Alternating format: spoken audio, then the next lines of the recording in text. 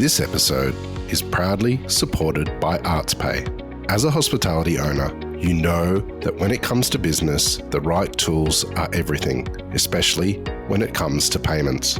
ArtsPay, based in Australia, is a payment solution built on a unique model. They give 50% of their profits back to the arts community. They provide world-class point of sale, payments and support that make your operations run smoothly. But with every transaction, a portion of the fees helps build a permanent funding source for Australia's artists and cultural institutions. What's best is it costs less too. The result is a powerful way for your business to grow and become a force for good. You're not just taking payments, you're directly supporting the vibrant culture that makes our communities unique. ArtsPay believes that business should add up for everyone. For more information, go to artspay.com. ArtsPay. It pays to make the change.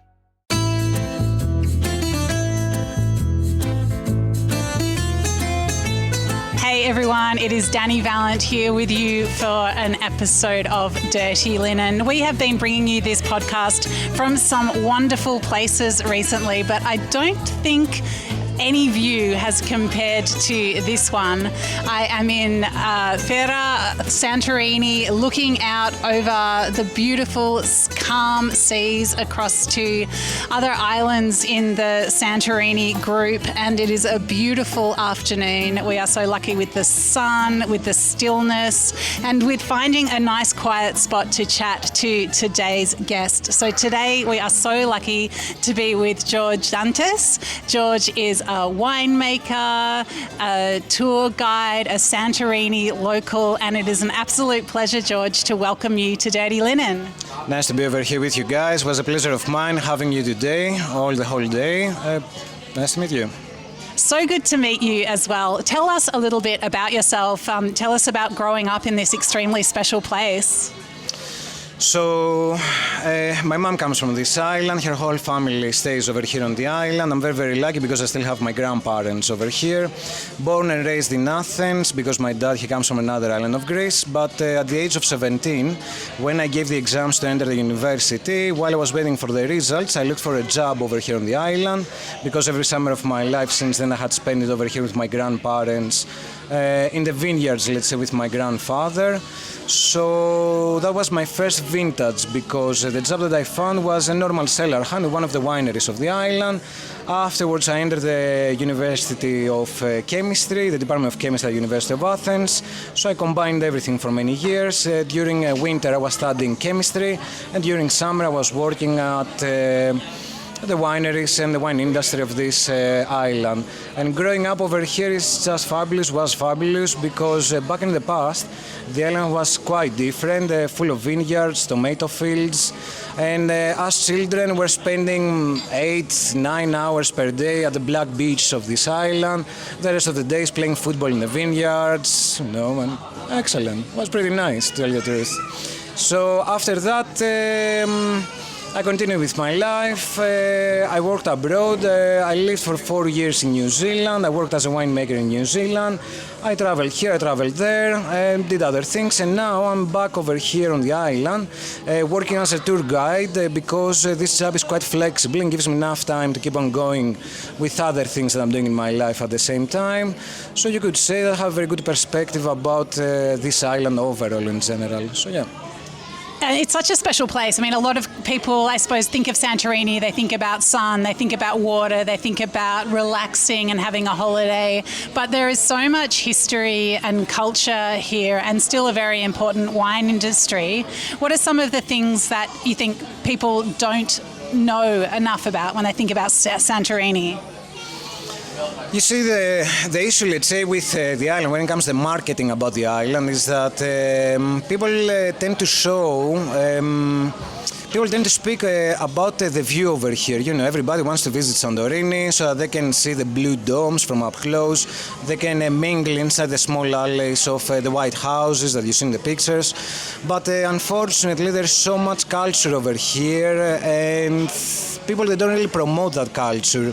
The island used to be an agricultural island. They were full of farming over here.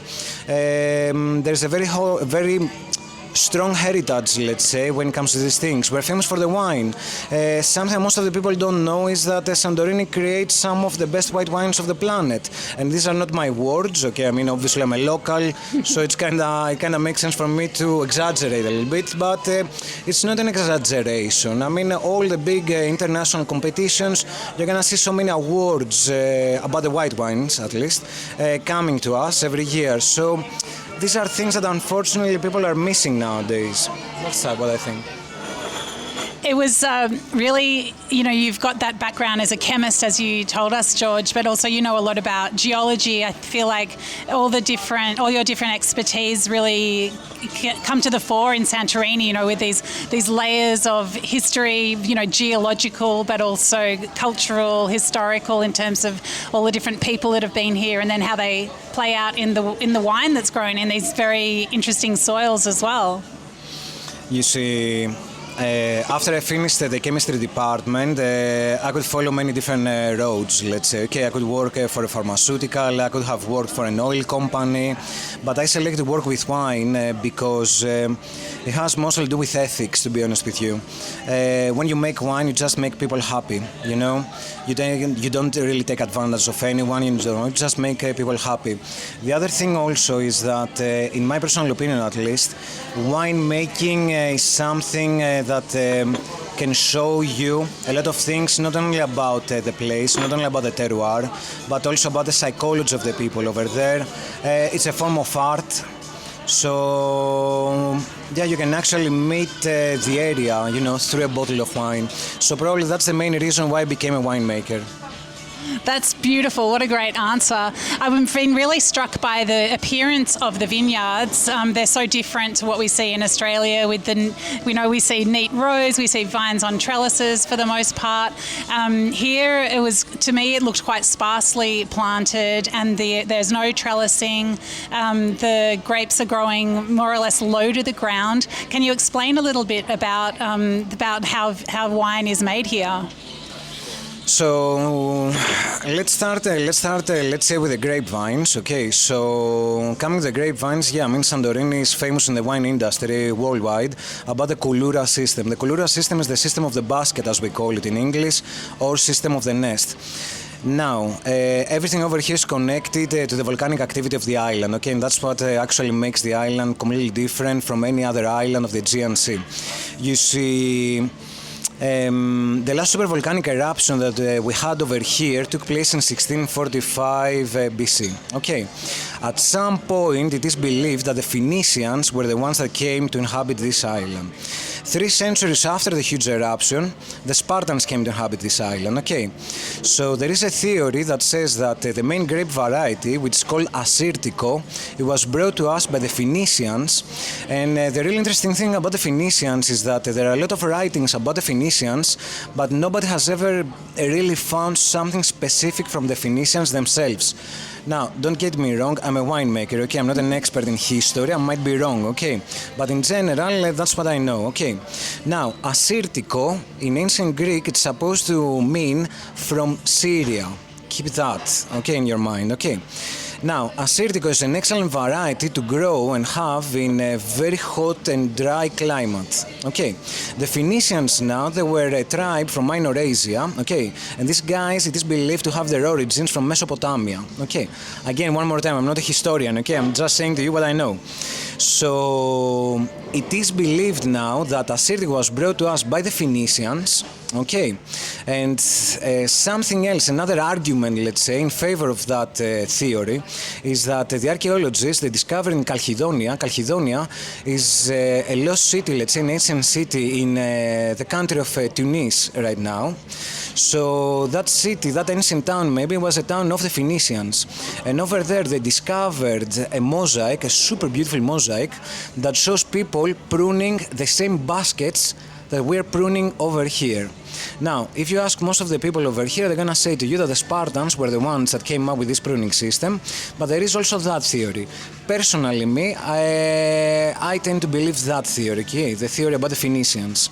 So anyway, what happens now with the baskets is that because of the extreme lack of wood over here on the island, and because of the very dry conditions of the island, very hot sunshine that absolutely burns everything over here, it's not that easy. It was never easy for the locals to have the normal VSP systems, let's say. Okay, I mean, obviously everything over here started thousands of years ago, so obviously back then we wouldn't call them VSPs, but anyway, the locals, they could never raise the grapevines vertically, and they had to grow them in the form of a bush. But the problem is that since there was a huge lack of wood over here, the grapes would be touching the soil, but when the grapes touch the soil, they rot, they go bad. So to overcome these issues, the locals, no matter whether they were the Phoenicians or the Spartans, the locals, they came up with the form of the basket. So that means that you prune the grapevine, and after 3 years of its age, that winter you cut almost everything, you keep 3 main branches, and these branches, by using your hands, you weave them in a form of a basket, so that afterwards, during the next spring, when the new branches of the grapes are gonna grow, all of the grapes, all the bunches, are gonna be resting inside the interior side of the basket. So in that way, neither they're gonna be touching the soil, and they're gonna be fully protected by the elements of nature, like the sunshine, the winds, the dust, and all the other things that may harm them. So basically, yeah, that's the basket, yeah. It's really amazing. We saw it, so it's like this really twirled, circular branches, and like the grapes just nestle inside it.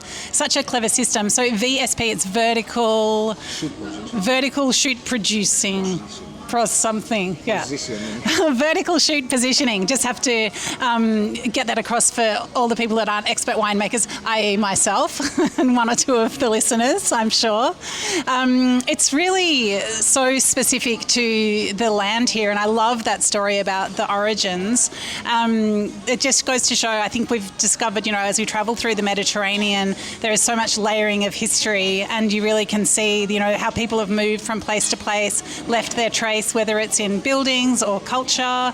But one thing I was wondering as you were speaking, George, is it called koulouros, this basket? The basket formation is called koulouros. Koulura. Isn't there koulouri that's like a bread ring as well? Yes, exactly, yeah. You see, kouloura or koulouri, I mean, koulouri is the neutral, let's say, gender, okay? Kouloura, it's the female gender, let's say, in Greek, okay? So, yeah, actually, kouloura means the shape of the O, okay? Kouloura, you can, in the slang, let's say, of the old times, you would call 0. Okay, koulouri, the bread, that has that name because it looks like a circle. Okay, so yeah, that's it. Okay, so I'm learning a little bit of Greek as I'm learning about how wine is made on Santorini. George, tell us about where we're sitting now, like what we're seeing, where we are. Tell us a bit about, situate us. So right now we are right at the heart of the island. So we're sitting in a beautiful cafe right on the cliff of Fira. The word that we use over here with the locals to describe the cliff is caldera. Caldera comes from the Portuguese, from the word caldeira, that means boiling pot, because in reality that's what Santorini is. Okay, it's a huge boiling pot since we are an active supervolcano. We are right at the heart of Fira, right at the heart of the capital. Underneath us right now there is the old port of Fira that was constructed during the 1850s. And from here we can see the steps that take you down to that port. Okay, again these steps, they were constructed in the 1850s and they're considered to be a marvel of engineering, because in 1850s, in a place which is totally dry, there's lack of raw material, lack of everything, build something that's gonna last more or less close to 2 centuries. It has to be marvel, okay. So yeah, that's where we are. Right. And what do you love about Santorini? Like, what do you really want people to look out for? What I love about Santorini? So personally, I love the unique landscape and obviously the geology of the island. I wish people knew more things about the history of the island, because you see, people when they visit us, especially nowadays, they care only about the White Houses, as I was saying before, and the infinity pools, and about who, or let's say which celebrities came this summer. I wish they knew more things about the history of the island, because something that people don't realize is that life almost always existed, okay? Santorini is one of the best civilizations, let's say, of Greece, okay? And I wish people knew more things about these things. For example, at the back of the island, at Akrotiri, the most southern tip of the island, there is a famous excavation site. It's the prehistoric civilization of Akrotiri, and over there are the remnants of the people that used to stay on the island before the last supervolcanic eruption. It's a place that looks like Pompeii. I wish people knew more things about these things, more things about the geology of the island, more things about the culture of the island. Yeah. And what about the food? Because you know, we spoke about on our tour today about the grapes are water stressed, you know, and this makes them produce these intense, low yield but high quality grapes that can be made into very expressive wine. I feel like that's perhaps the same with the food that's grown here. Yes, you're absolutely right on that. So the island has an extreme lack of water, okay, so we could never really irrigate the veggies over here. The island back in the past was a huge for the size of the island, a huge farmland, okay. Everything used to be cultivated over here. Unfortunately, the volcanic soil of the island has a very huge lack of the three major minerals like potassium, nitrogen and phosphorus, so it's not helpful at all. As you said, we never irrigate things over here because we don't really have fresh water over here to give to the grapevines. But again, exactly as you said, because we don't irrigate things, things kind of, they are very, very concentrated. You see, in my personal opinion, to be honest with you, whatever grows on this island, from the veggies to the people, everything is abnormal over here, to tell you the truth. But that's what makes us special, okay, in a good way always. Santorini, the local products of Santorini were always famous in Greece about their concentrated taste. The tomatoes, for example, these things that have 5 times higher inverter sugars than the actual tomatoes, the normal ones. And the same way, more or less, it goes with every product that we grow over here. Yeah. Yeah, those tomato kefteres I've never had that before. Bravo for the pronunciation. Bravo for the pronunciation. Bravo, bravo. Congrats. Well, you know, I'm also from a Greek city in Melbourne. But even so, even loving Greek food since I was tiny, I've never had tomato kefteres. Is that a traditional Santorini snack? Yes, as far as I know, that's a dish that only the locals of Santorini used to make, and it's quite simple to understand why. So the island, especially during the last 2 centuries, was famous also for the tomato production. Okay, up until the last big earthquake that took place over here in 1956, there used to be 11 factories that they used to process tomatoes to make tomato paste. Okay, but unfortunately everything changed with the big earthquake because most of them they collapsed. Okay, but anyway, because the locals were very, very poor, so they had to spend the whole day working outside in the fields, the easiest thing for the mothers of the families to do as a snack, let's say, for their children, is to prepare these tomato fritters, or tomato balls as we call them in English, or in Greek tomato keftedes, as you said. It's a snack that takes only 10-15 minutes, and as you say, was delicious, right? I mean, it was awesome. It was so delicious. I loved it, and it was served with a mix of feta and yogurt, like a sturdy little dipping, which brought that really yummy sourness to the plate. It was fantastic. George, it's been such a privilege to spend the day with you and to soak up your knowledge. Thank you for showing us around and for sharing with us on the podcast. Yes, it was a big pleasure of mine. I'm very happy meeting you guys. I wish everything goes good for you in the future. All the best. That was my pleasure. Thank you so much. See you back here in Santorini. This is Dirty Linen, and I'm Dani Valent. We air the issues that the hospitality industry finds hard to talk about, hearing from different people with unique perspectives. We want to hear from you as well. If you have something that needs to be said about a topic, get in touch so we can include your perspective. Contact us at dirtylinen@deepintheweeds.com.au or hit us up on Insta at Dirty Linen Podcast. We can't wait to hear from you.